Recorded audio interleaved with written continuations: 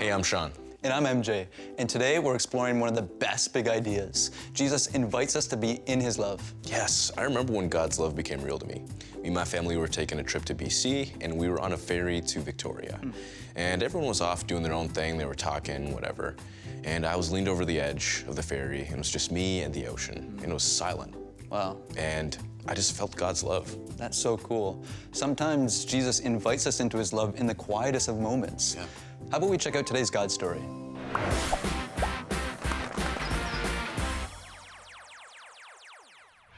What's brown, hairy, and wears sunglasses? A coconut on vacation. Hey everyone, Karmyn here. In today's story, we're going to be talking about a gardener, the best gardener, and some vines and some branches and all that gardeny stuff. But before we get there, let me introduce you to today's big idea. Jesus invites us to be in his love. We're at the end of our series called Arise in the book of John, and today we're in John 15. The Gospels tell the story of Jesus' life and his death and how he rises again. And this story today is kind of different because it's Jesus comparing himself to a vine, and God the Father to a gardener, and us to branches. And well, you'll see. Oh wait, just to be clear, Jesus isn't saying that he's actually a vine, or that God the Father is actually a gardener, and you're not actually a branch. Oh wait, are you? No, you're not. It's all just a symbol. Anyway, let's read it. I am the true vine. My Father is the gardener. He cuts off every branch joined to me that does not bear fruit. He trims every branch that does bear fruit. Then it will bear even more fruit. Okay, so let's make sure we've got the idea here. Jesus is the vine. God the Father is the gardener. Us, you and me, we're the branches. The fruit of the Spirit, that's the fruit. And that is love, joy, peace, patience, kindness, goodness, faithfulness, gentleness, and self-control. What also could be the fruit is when we share the good news message of Jesus. Have you ever had a plant that you wanted to grow really well? If you never have, you may not know that to help that plant grow the most healthy, what you have to do is prune or cut off any of the pieces that are dying or broken or causing a problem to the rest of the plant. Jesus is saying that the branches, that's us, attached to him, the vine, God the Father, who's the gardener, will prune to keep the plant growing healthy. So anything that's not good for us as we grow, God can cut away. And then Jesus tells his disciples, and us, that we need to stick close to him. Remain joined to me, just as I also remain joined to you. No branch can bear fruit by itself. It must remain joined to the vine. In the same way, you can't bear fruit unless you remain joined to me. I am the vine, you are the branches. If you remain joined to me and I to you, you will bear a lot of fruit. You can't do anything without me. When we stay joined to Jesus, we bear a lot of fruit, and we are a part of something greater and bigger and more wonderful. And then Jesus goes on to remind us that if we don't stay connected to him, we are like branches that are thrown away and they dry up, and then these branches are tossed into the fire. But when we remain joined to Jesus and his words are in us, we can ask for anything. And when we bear much fruit, it brings glory to God the Father. And this is what shows that we are his disciples. And then Jesus says the word love like 10 times in the next 8 verses. This might seem like a whole lot of love, but really, Jesus is showing us and teaching us that he desires for us to love him as much as he loves us. He says this, "Just as the Father has loved me, I have loved you. Now remain in my love. If you obey my commands, you will remain in my love.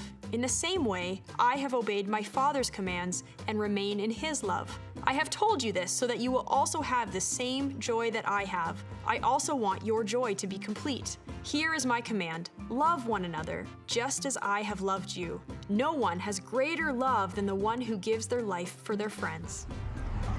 Well, now, that was 7 times that we saw the word love or loved. Clearly, love was really important to Jesus. In fact, he wants us to remain in his love, and that's the best place to be. And then he tells his disciples that they are called friends, not slaves or servants, but friends. And then he leaves them with this command one more time: love one another. So we've been talking a lot about vines and branches and gardeners and plants. Don't let that distract you. If there's anything to take from today's story, it's that we are to love God, stay connected to Jesus, and to love others. And just once again, the big idea is that Jesus invites us to be in his love.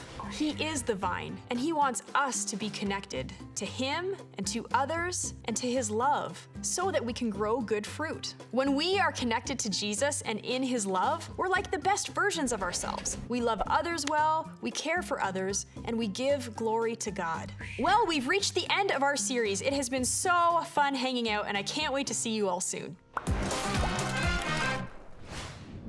Jesus says that he wants our joy to be complete, and he calls us friends.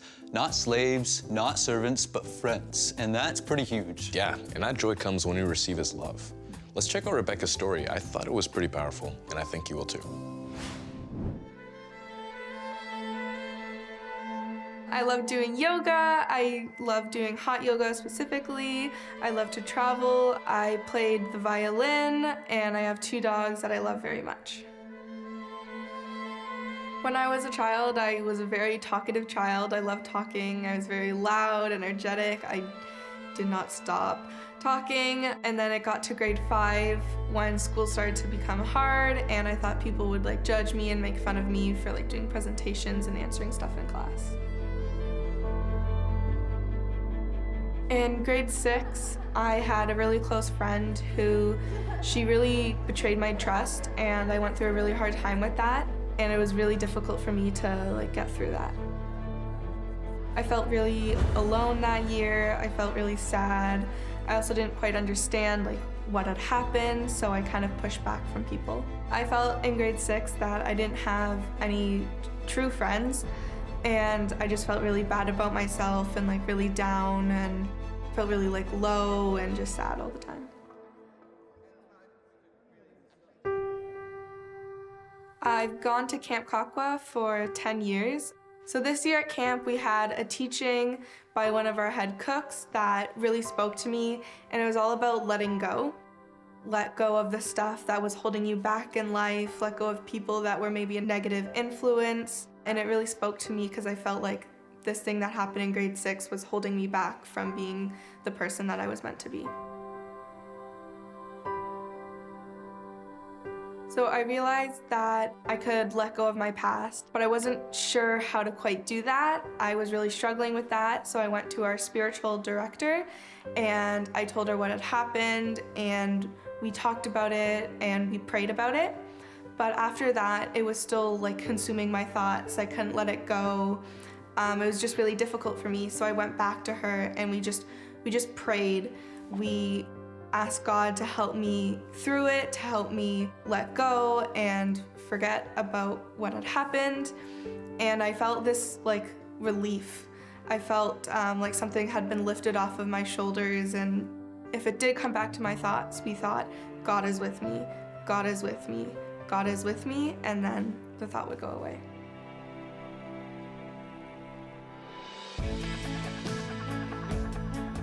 After letting it go, I felt really loved, and I felt like I could be truly me, and that I could open up to people more. Now I'm more open with friends. I'm more willing to share and just connect better with people. I learned that it's really hard to speak up and share when bad things happen to you. But it's really important to tell someone, it's really important to pray about it, and it's really important to not let it hold you back and to just pray to God and let him help you let it go. I'm Rebekah, and I love life.